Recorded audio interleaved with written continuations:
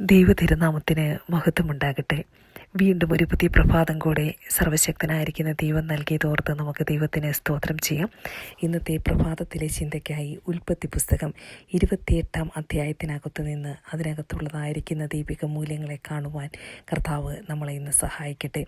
കഴിഞ്ഞ 27 അധ്യായത്തിൻ്റെ അകത്ത് പറഞ്ഞു നിർത്തിയതായിരിക്കുന്ന ഭാഗം എന്ന് പറയുന്നത് ഇസഹാക്ക് വൃദ്ധനായി കണ്ണുമങ്ങിയതായിരിക്കുന്ന സമയത്ത് ഏശാവിന് ലഭിക്കേണ്ടതായിരിക്കുന്ന ജ്യേഷ്ഠ അവകാശം യാക്കോബ് ആ ഒരു ഉപായത്തിൽ കൂടെ താൻ ആ ജ്യേഷ്ഠ അവകാശം അതിൻ്റെ കിട്ടേണ്ടതായിരിക്കുന്ന സകല അനുഗ്രഹങ്ങളും അപ്പൻ്റെ അടുക്കൽ നിന്ന് വാങ്ങി.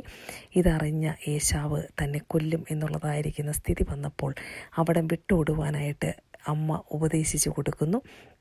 അങ്ങനെ റിബേക്കയുടെ വാക്ക് കേട്ട് അവിടുന്ന് പോരുവാനുള്ളതായിരിക്കുന്ന ആ ഒരു ഉപദേശം ഈ അമ്മ ഉപദേശിച്ചു കൊടുക്കുമ്പോൾ അവിടെ പറയുന്നതായിരിക്കുന്ന ഒരു കാര്യമുണ്ടായിരുന്നു. ഈ ഹിത്തി സ്ത്രീകൾ ഏശാവിൻ്റെ ഭാര്യമാർ 2 പേര് ഹിത്തി സ്ത്രീകളായിരുന്നു. അതുകൊണ്ട് അങ്ങനെയുള്ളതായിരിക്കുന്ന ഒരു വിവാഹം യാക്കോബിന് വേണ്ട എന്നും അങ്ങനെയുള്ളതായിരിക്കുന്ന ഒരവസ്ഥ ഇനിയൊരു മനോവ്യസനം തനിക്ക് പറ്റില്ല എന്നുള്ളതായിരിക്കുന്ന രീതിയിൽ റിബേക്ക സംസാരിക്കുന്നത് അവിടെ കാണുവാനായിട്ട് കഴിയും. ഇസഹാക്കിനോട് ആ കാര്യങ്ങൾ സംസാരിക്കുന്നുണ്ട്. 28 അധ്യായത്തിലേക്ക് വന്നു കഴിയുമ്പോൾ അതിൻ്റെ കണ്ടിന്യൂഷനായിട്ടാണ് 28 അധ്യായം. ഇസഹാക്ക് യാക്കോബിനെ വിളിച്ചവനെ അനുഗ്രഹിച്ചു. എന്നിട്ട് അവനോട് പറയുകയാണ്, നീ കനാന്യ സ്ത്രീകളിൽ നിന്ന് ഭാര്യയെ എടുക്കരുത്. അല്ലേ? എല്ലാ ഭക്തന്മാരുടെയും നമുക്ക് മുന്നോട്ട് നോക്കിക്കഴിഞ്ഞു കഴിഞ്ഞാൽ ഇതേ കാര്യം തന്നെ അബ്രഹാം ചെയ്തതായിട്ട് നമുക്ക് കാണുവാനായിട്ട് കഴിയും. ഈ ഇസഹാക്കിന് വേണ്ടിയിട്ട് അവിടെ നിന്നൊരു ഭാര്യ വേണ്ട എന്ന് എലയാസാറിനോട് പറയുന്നത് നമ്മൾ പഠിച്ചിട്ടുണ്ട്. ഈ ഭാഗത്തും ഇതേ കാര്യം തന്നെ അവിടെ കാണുവാനായിട്ട് കഴിയും. എന്നിട്ട് പറയുകയാണ്, നിൻ്റെ അമ്മയുടെ അപ്പനായ ബെതുബേലിൻ്റെ വീട്ടിൽ ചെന്ന്, അതായത് റിബേക്കയുടെ വീട്ടിൽ ചെന്ന് സഹോദരനായ ലാബാനുണ്ട്, ലാബാൻ്റെ പുത്രന്മാരിൽ നിന്ന് നിനക്ക് ഒരു ഭാര്യയെ എടുക്കുവാനായിട്ട് ഇസഹാക്ക് പറഞ്ഞു വിടുകയാണ്. പറഞ്ഞു വിടുമ്പോൾ അവിടെ തന്നെ ദൈവം അനുഗ്രഹിക്കേണ്ടതിനായിട്ടൊക്കെ അവിടെ പറയുന്നുണ്ട്. കാര്യം 3 വാക്യത്തിൽ ഇങ്ങനെ പറയുന്നു, യാക്കോബിനോട് ഇസഹാക്ക് പറയുകയാണ്, സർവശക്തനായ ദൈവം നിന്നെ അനുഗ്രഹിക്കുകയും നീ ജനസമൂഹമായി തീരത്തക്കവണ്ണം നിന്റെ സന്താന പുഷ്ടിയുള്ളവനായി പെരുക്കുകയും ദൈവം അബ്രഹാമിന് കൊടുത്തതും നീ പരദേശിയായി പാർക്കുന്നതുമായ ദേശം നീ കൈവശമാക്കേണ്ടതിന് അബ്രഹാമിൻ്റെ അനുഗ്രഹം നിനക്കും നിന്റെ സന്തതിക്കും തരികയും ചെയ്യുമാറാകട്ടെ എന്ന് പറഞ്ഞ് ഇസഹാക്ക് യാക്കോബിനെ പറഞ്ഞയക്കുകയാണ്. അങ്ങനെ ഇസഹാക്ക് യാക്കോബ് അമ്മയായ റിബേക്കയുടെ സഹോദരനുമായ ലാബാൻ്റെ അടുക്കിലേക്ക് താൻ യാത്രയാവുന്ന ഭാഗമാണ് നമുക്ക് ഈ അധ്യായത്തിനകത്ത് കാണുവാനായിട്ട് കഴിയുന്നത്.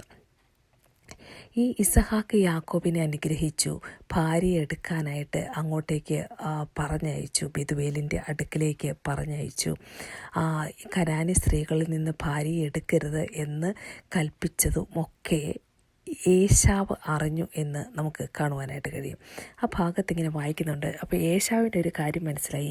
തനിക്കുള്ളതായിരിക്കുന്ന ഈ 2 ഭാര്യമാർ, ഈ 2 ഹിത്യ സ്ത്രീകൾ താൻ ഭാര്യമാരായി തിരഞ്ഞെടുത്തത് തൻ്റെ അപ്പന് ഇഷ്ടമല്ല എന്നുള്ളതായിരിക്കുന്ന കാര്യമൊക്കെ മനസ്സിലാക്കി. അവിടെ ഏശാവ് ചെയ്യുന്നതായിരിക്കുന്ന ഒരു കാര്യമുണ്ട്. ഇസ്മായേലിൻ്റെ അടുക്കൽ ചെന്ന് അവിടെ ചെയ്യുന്ന ഒരു കാര്യമാണ്, തനിക്ക് ഉള്ള 2 ഹിത്യരായിരിക്കുന്ന ഭാര്യമാരെ കൂടാതെ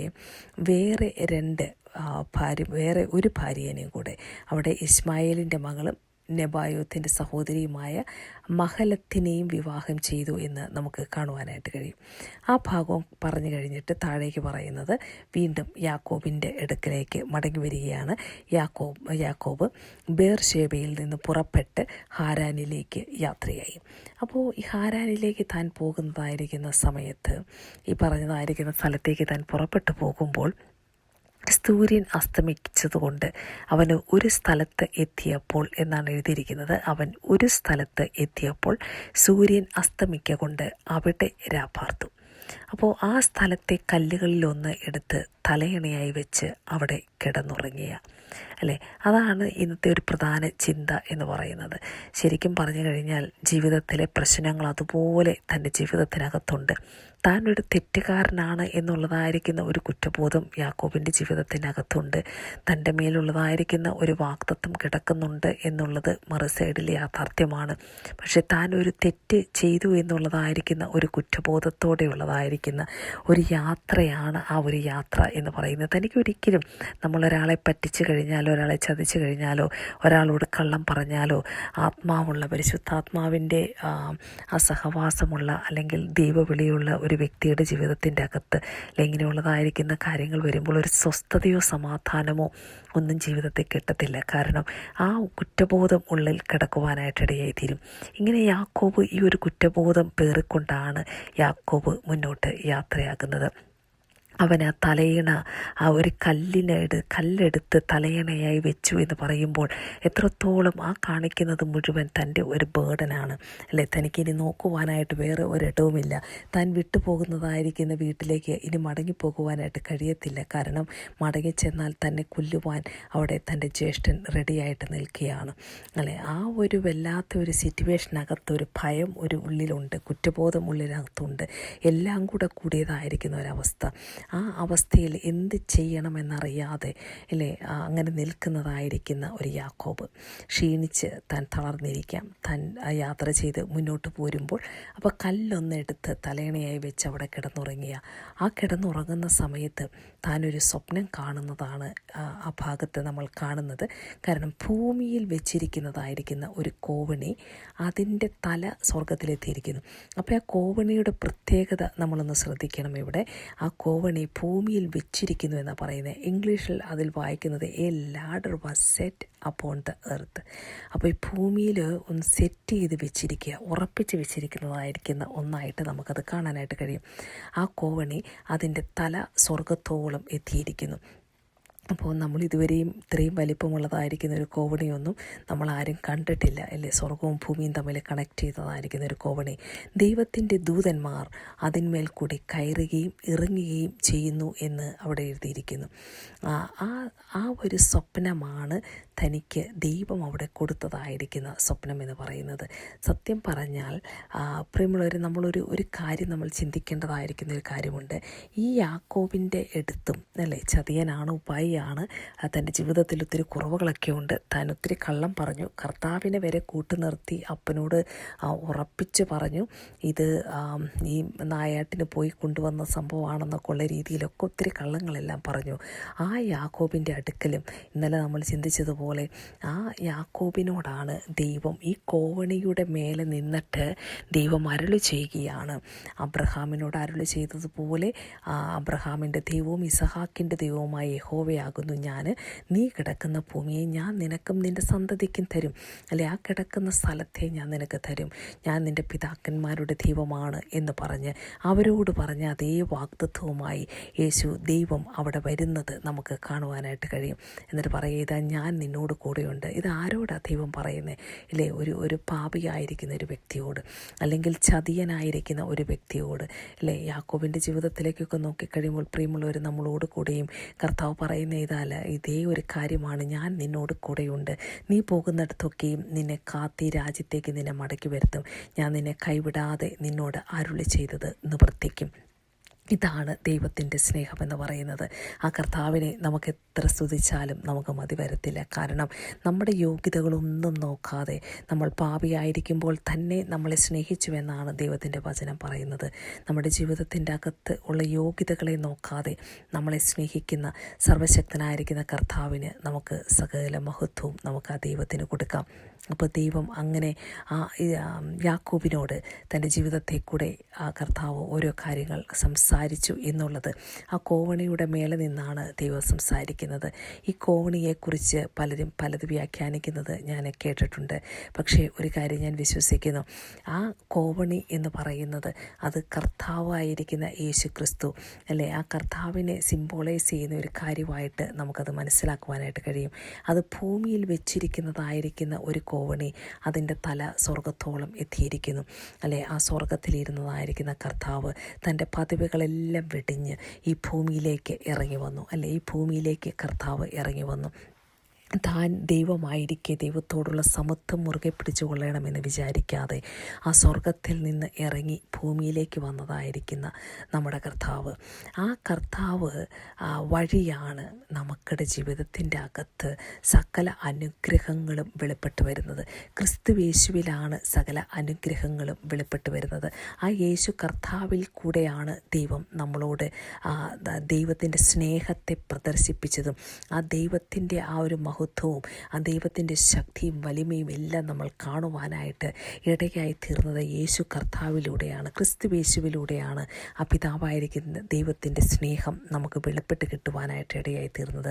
അപ്പോൾ ആ അനുഗ്രഹങ്ങൾ അല്ലെ ദൈവത്തിൻ്റെ ദൂതന്മാർ കയറുകയും ഇറങ്ങുകയും ചെയ്യുന്നതായിരിക്കുന്ന ഒരു അവസ്ഥ എന്ന് പറയുന്നത്, ആ മേലേക്ക് അവർ കയറുകയാണ് ഇല്ലേ, ആ കയറുകയും ഇറങ്ങുകയും ചെയ്യുകയാണ്. അപ്പോൾ ആ ഒരു അനുഗ്രഹത്തിൻ്റെ ഒരു ചാനൽ അല്ലെങ്കിൽ നമ്മുടെ ജീവിതത്തിൻ്റെ അകത്ത് ക്രിസ്തുയേശുവിൽ കൂടെയുള്ള അനുഗ്രഹങ്ങളെയാണ് നമ്മളിന്ന് പ്രാപിച്ചു കൊണ്ടിരിക്കുന്നത്. പ്രിയമുള്ളവർ, നമ്മുടെ ജീവിതത്തിൻ്റെ അകത്ത് അല്ലേ എത്രയോ ഉന്നതമായിരിക്കുന്ന ആത്മീയ അനുഗ്രഹങ്ങളാണ് കർത്താവ് നമ്മുടെ ജീവിതത്തിൽ തന്നത്. എത്രയോ വലിയ ഭൗതിക അനുഗ്രഹങ്ങളാണ് ദൈവം നമ്മുടെ ജീവിതത്തിൽ തരുവാനായിട്ട് ഇടയായി തീർന്നത്. അപ്പോൾ ഈ ഒരു കോവണി എന്ന് പറയുന്നത് നമ്മുടെ ജീവിതത്തിൻ്റെ അകത്തുള്ളതായിരിക്കുന്ന ഒരു ബ്ലെസ്സിങ്ങിനെയാണ് കാണിക്കുന്നത്. നമ്മളുടെ അടുക്കൽ നിന്ന് നമ്മൾ താമസിക്കുന്നത് അല്ലെങ്കിൽ നമ്മൾ ആയിരിക്കുന്ന ഈ ഭൂമിയിൽ നിന്ന് സ്വർഗത്തിലേക്ക് വലിപ്പമുള്ളതായിരിക്കുന്ന ഒന്ന്, ഹല്ലേലൂയ, അതിൽ കൂടെ വരുന്നതായിരിക്കുന്ന ബ്ലെസ്സിങ്സുകൾ, ഹല്ലേലൂയ, അത് ഓർത്ത് നമുക്ക് ദൈവത്തിന് സ്തോത്രം ചെയ്യാം. അതിൻ്റെ മേലെ നിന്ന് ദൈവം യാക്കോബിനോട് തന്നെ അനുഗ്രഹിക്കുന്നതായിട്ട് അരുളി ചെയ്യുകയും തന്നെ അനുഗ്രഹിക്കുകയും ചെയ്യുന്നതായിട്ട് കാണുവാനായിട്ട് കഴിയും. ഇത് കഴിയുമ്പോൾ ഈ അനുഗ്രഹിക്കുന്നതായിരിക്കുന്ന ഭാഗം കഴിയുമ്പോൾ യാക്കോബ് ഉറക്കമുണർന്നു. അപ്പോൾ ഒരു കാര്യം യാക്കോബിന് മനസ്സിലായി, ഈ സ്ഥലത്ത് ദൈവമുണ്ട്, ഞാനോ അത് അറിഞ്ഞില്ല എന്ന് പറഞ്ഞു. പലപ്പോഴും നമ്മുടെ ജീവിതത്തിലുള്ളതായിരിക്കുന്ന ഒരു കാര്യമാണല്ലേ, നമ്മളും ഇങ്ങനെയൊക്കെയുള്ളതായിരിക്കുന്ന സാഹചര്യങ്ങളിലൂടെയൊക്കെ നമ്മൾ കടന്നു പോകുമ്പോൾ അല്ലെ ദൈവം ഇടപെടുന്നതായിരിക്കുന്ന ദൈവത്തിൻ്റെ ആദ്യത്തെ ഒരു എൻകൗണ്ടറാണ് ഇത്. ഒത്തിരി എൻകൗണ്ടറുകൾ മുന്നോട്ട് വരുമ്പോൾ വേറെയും ചില എൻകൗണ്ടറുകൾ യാക്കോബിൻ്റെ ജീവിതത്തിൽ ഉണ്ട്. പക്ഷേ ഈ ഒരു എൻകൗണ്ടർ തൻ്റെ ജീവിതത്തിൻ്റെ സ്ഥിതിയെ മാറ്റുന്നതായിരിക്കുന്നു.